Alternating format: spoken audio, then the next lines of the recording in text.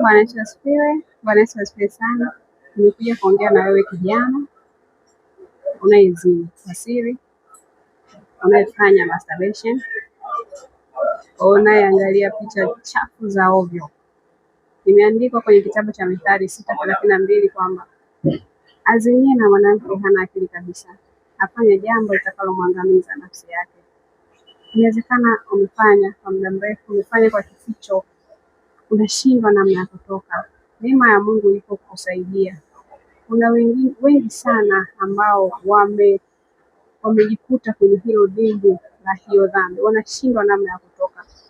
Neema ya Mungu ipo, neema ya Mungu ipo. Tafuta mtumishi wa Mungu, mwambie, kwa sababu ukiendelea kukaa na hiyo hali hautasaidika.